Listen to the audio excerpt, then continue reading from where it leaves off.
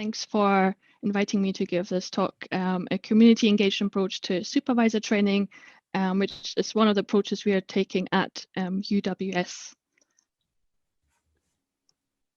And I'm going to talk to you a little bit about the background of supervisor training at UWS, and then kind of our approach, which turned into this kind of two-pathway approach. One looking at procedures, processes, and admin, and the other one looking at community building and peer support. And I have a little COVID disclaimer there. Just, as you're probably all aware, everything is just taking a little bit longer at the moment, and we're not quite where I thought I would be with this project, but is at a quite exciting stage. So postgraduate research supervision, or PGR supervision, at UWS was placed within the doctoral college. And before I started in 2018, there was kind of limited and irregular training available, just because the doctoral college looks after so many PGRs and they had so many kind of conflicting responsibilities, and nobody was really responsible for supervisor training.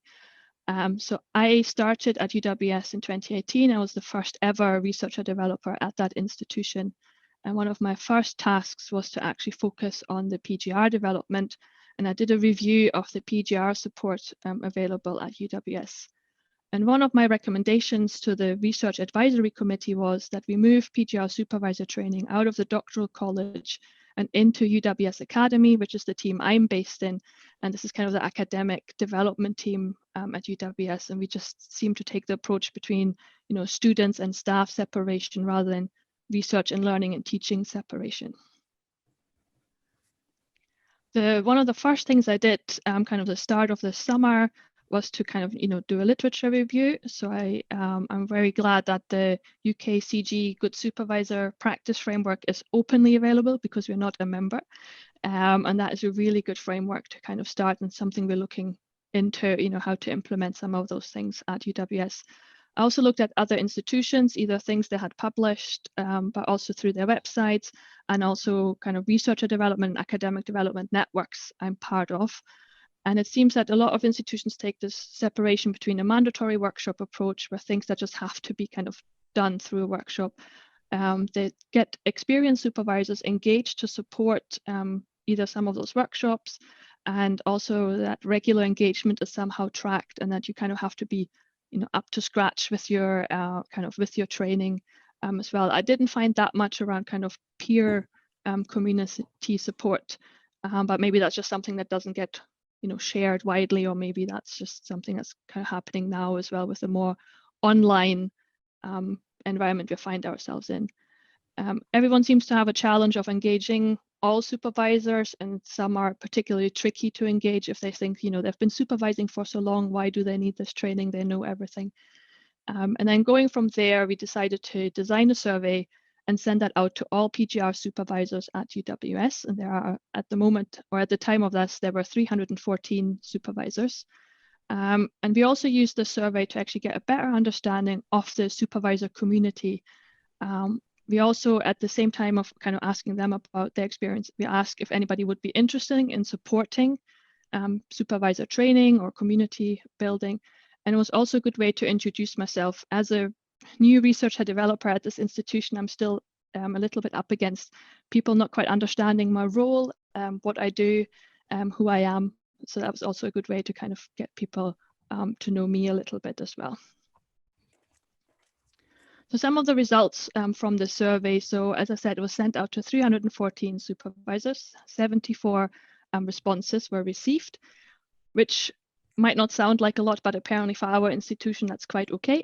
We had responses from all 4 schools that make up UWS, which was really nice to see. And 94% of the respondents have a PhD themselves.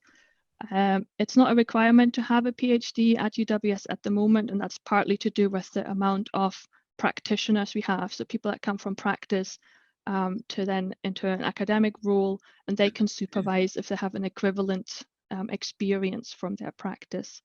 And then 80% of those with a PhD have received their PhD from a UK institution, which I think, looking at the bigger number, is quite representative. And one of the things we were kind of not worried about, but think might be a challenge, is how do these kind of UK supervisors who've been through the UK system for a while engage with our PGR cohort, which is very international. We have a high number of distance students as well who might not be familiar with the UK system, so that might be a bit of a challenge there. Then from the respondents, 61% had not received formal training at UWS, and I was quite surprised at how high this number actually was.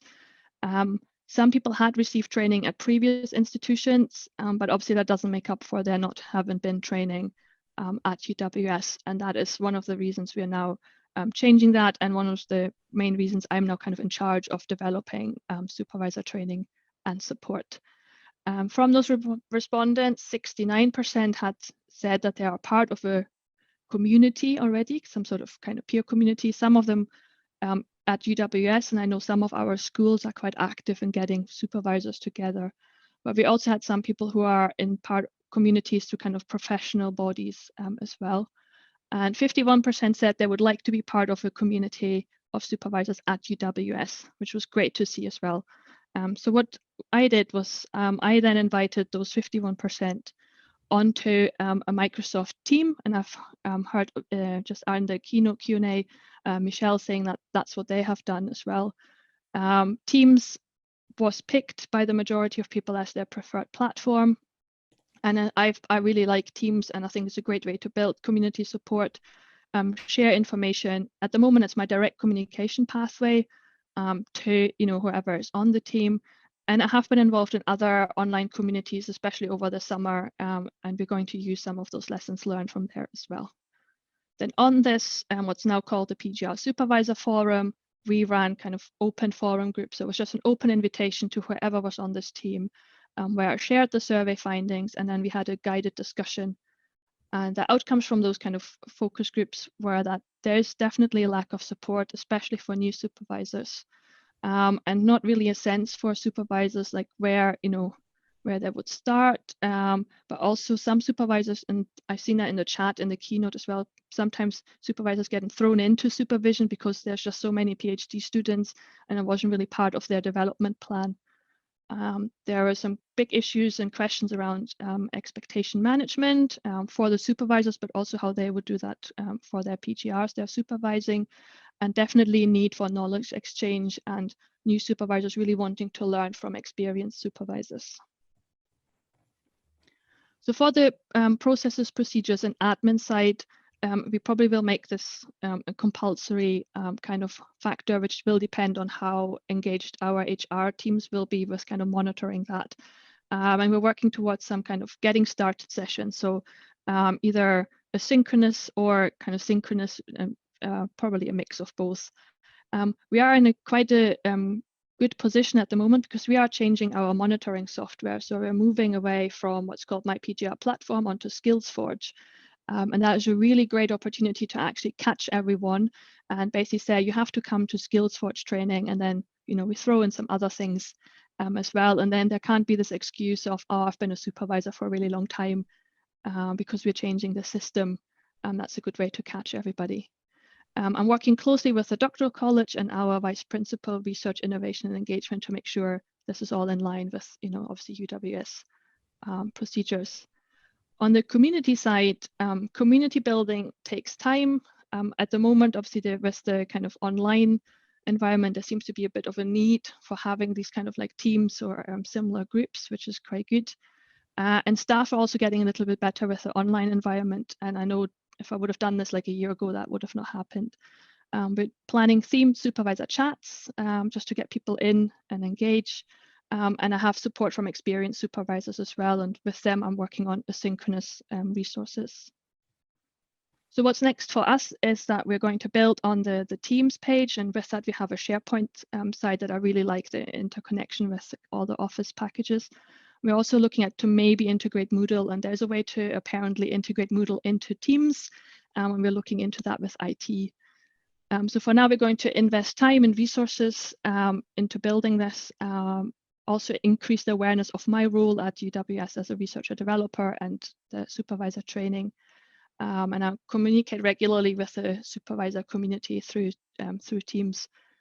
We're still not quite sure how to engage everyone, and any tips that you have that would be appreciated. And I do think there's some just people that might not want to engage, and how to kind of maybe catch them. And I hope that we find a balance between mandatory workshops and the community engagement. And with that, over to you if you have any questions.